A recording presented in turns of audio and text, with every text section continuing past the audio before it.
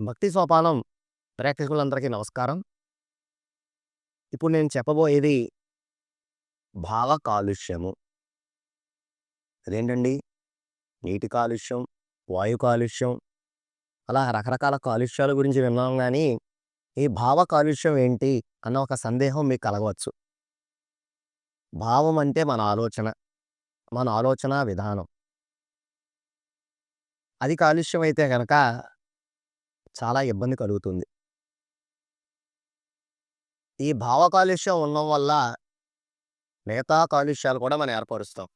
దానికి సంబంధించిన ఒక ఉదాహరణ చెప్పే ప్రయత్నం చేస్తాను.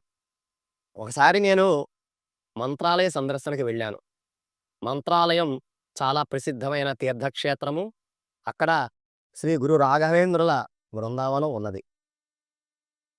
వారిని దర్శించుకునే ముందర స్నానం చేసి వద్దామని తుంగభద్ర నదీ తీరానికి వెళ్ళాను. మీకందరికీ తెలుసు, అక్కడ రాతి ప్రదేశం అదంతా. అక్కడ వర్షాకాలంలో పైనుంచి నీరు వచ్చినప్పుడు మాత్రమే తీవ్రమైన నీటి ఒత్తిడి, ఉధృతి అనేది ఉంటుంది. మిగతా సమయాల్లో సామాన్యంగా ప్రవహిస్తూ ఉంటుంది నది. మనం రాతి నేలని దాటుకుంటూ వెళ్ళాలన్నమాట. మధ్యలోకి వెళ్ళాలి అక్కడ స్నానం చేసే ప్రదేశానికి చేరుకోవడానికి. ఆ ప్రదేశంలో రకరకాల ప్రదేశాల నుంచి వచ్చిన యాత్రికులనేవారు ఉన్నారు. స్నానం చేద్దామని దిగబోతూ అక్కడ చూసిన సంఘటన మనసుని కలిచివేసింది. అదేంటంటే, చాలామంది అక్కడే ఆ నదిలోనే, నది తీరంలో కాదండి నేను చెప్పేది, నదిలోనే వారు యథావిధిగా కాలకృత్యాలు తీర్చుకుంటున్నారు. అలాగే చాలామంది అక్కడే తమ వెంట తీసుకొచ్చిన ఆ బ్రష్‌లతో పళ్ళు తోముకుంటున్నారు. ఆ ఉమ్మినంతా ఆ నదిలోనే వేస్తున్నారు. నేను మనసుండబట్టలేక వారిని అభ్యర్థించాను, "అయ్యా! ఇది చాలా గొప్ప ప్రదేశం. తీర్థక్షేత్రం ఇది. నదీ తీరం. ఇక్కడ ఇలా చేయడం కరెక్టేనా? మీరు దయచేసి ఒడ్డున వెళ్లి ఉమ్మివేయండి" అని నేను వారిని ప్రార్థించాను. అయినా సరే ఆ కుటుంబం వచ్చారని ఒక 15, 20 మందున్నారు. వారు ఏమాత్రం మాటని లెక్క చేయకుండా వాళ్ళ పనిలో వాళ్ళు నిమగ్నమైపోయారనమాట.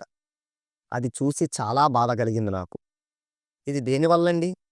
ఇది పెద్దల నుంచి మనకి నేర్పకపోవడం వల్ల. ఒక పద్ధతి అనేది నేర్పకపోవడం వల్ల. ఇక్కడ జరిగినదేంటండి? నీటి కాలుష్యం.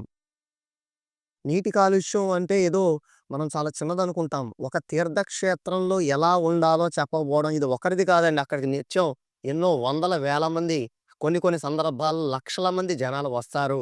ఈ లక్షల మంది ఇలాగే కాలుష్యం చేస్తే గనక ఒక నది ఏమవుతుందండి? మనం చూడొచ్చు ఈరోజు ఏ నదీ తీరానికి వెళ్ళినా, ఏ నదుల్లో ఉన్న ముఖ్యమైన సమస్య ఇదే, కాలుష్యం. అలాగే మనం ఒక ప్రదేశానికి వెళ్ళినప్పుడు దేవాలయాల్లో, ఆధ్యాత్మిక ప్రదేశాల్లో మనం చూస్తే గనక అక్కడ ప్రసాదాలు పెట్టినప్పుడు, లేదా ఇతరత్రా భోజనాలు వగైరా అవన్నీ అయిన తర్వాత మనం చూస్తే గనక ఎక్కడి విస్తళ్ళలు, ఎక్కడి ఆకులు, ఎక్కడి గ్లాసులు, అవి పేపర్ గ్లాస్ అయితే అవి, లేదంటే మనకిప్పుడు వస్తున్నాయి కదండీ ప్లాస్టిక్ ఇవన్నీ కూడా. ఇవి చెల్లాచెదురుగా పడి ఉంటాయి. ఆ నేలని మొత్తం వీళ్ళేం జేస్తున్నారు? పాడు చేసేస్తున్నారు. ఎక్కడ పడితే అక్కడ కడుక్కుంటారు. ఎక్కడ పడితే అక్కడ పారవేస్తారు. ఎక్కడ పడితే అక్కడ అన్నీ వేసేస్తారు. ఇదేంటండి? భూమి కాలుష్యం. మనం నేలను కాలుష్యం జేస్తున్నాం. ఆ ప్రదేశాన్ని శుభ్రంగా ఉంచకుండా చూస్తున్నాం మనం. మన వంతు మన ప్రయత్నం ఏం చేయాలండి? శుభ్రత అనేది పాటించాలి. ప్రతి ఒక్కరూ చేస్తూ పోతూ ఉంటే, ఎవరింట్లో వాళ్ళు ఒక పద్ధతనేది ఉంటే ఏమవుతుంది? తద్వారా ఆ ఇంట్లో వాళ్ళంతా కూడా శుభ్రంగా ఉంటారు.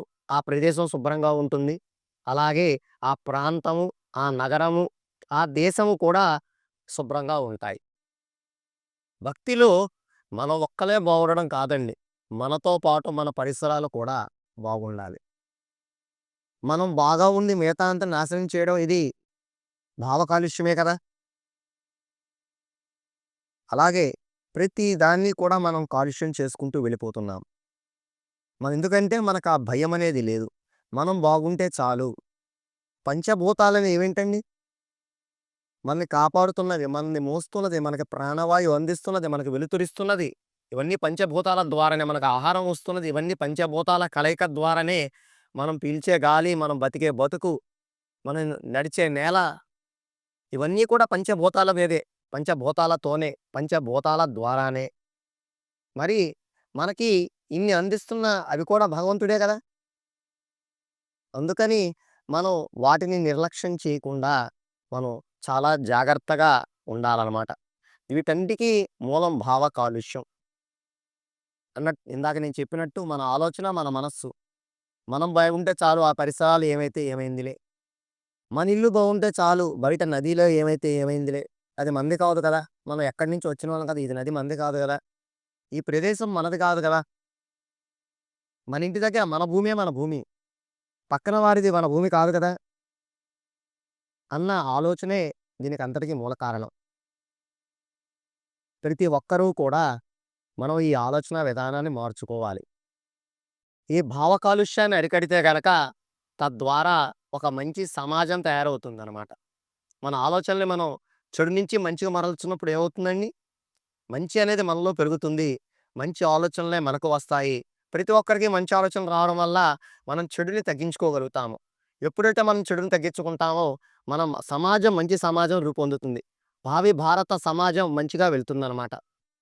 అందువల్ల ప్రతి ఒక్కరూ సహృదయంతో ఆ భావ కాలుష్యం ఆలోచనా విధానాన్ని, ఆలోచనలో ఉన్న చెడుని తొలగించుకొని మంచి మార్గాన వెళ్ళాలని, పంచభూతాలు మనకి మేలు చేస్తున్నాయి. ఆ పంచభూతాలకి మనం మన వంతుగా ఏం చేయాలండి? మనం ఏమీ చేయక్కల. మనం పరిశుభ్రంగా ఉంచితే చాలు. ఎవరికి వారు పరిశుభ్రంగా ఉంచితే ఈ కాలుష్యాన్ని నివారించవచ్చు. ఆధ్యాత్మికతలో పంచభూతాల కాలుష్యం వద్దు. అలాగే భావ కాలుష్యం కూడా ఎంతో ప్రమాదకరం కాబట్టి ప్రతి ఒక్కరూ ఇది పాటించాలని నేను మనస్ఫూర్తిగా ప్రార్థిస్తున్నాను. నమస్కారం. అందరికీ నమస్కారం. చాలామంది మా ఛానల్‌ని సబ్స్క్రైబ్ చేయకుండా చూస్తున్నారు. మీరు సబ్స్క్రైబ్ చేసుకుంటే గనక ఇంకా మంచి కంటెంట్ మీకు ఇవ్వగలిగే అవకాశం మాకుంటుంది. అందుకని ప్రతి ఒక్కరూ కూడా సబ్స్క్రైబ్ చేయకుండా చూస్తున్న వారందరూ కూడా సబ్స్క్రైబ్ చేసుకోమని నేను మనవి చేస్తున్నాను. అలాగే ప్రతి ఒక్కరూ కూడా మా వీడియోస్‌ని లైక్ చేయండి. అలాగే మిగతా అందరికీ షేర్ చేయండి. అలాగే ప్రతి ఒక్కరూ తప్పకుండా మా ఛానల్‌ని సబ్స్క్రైబ్ చేయండి. నమస్కారం.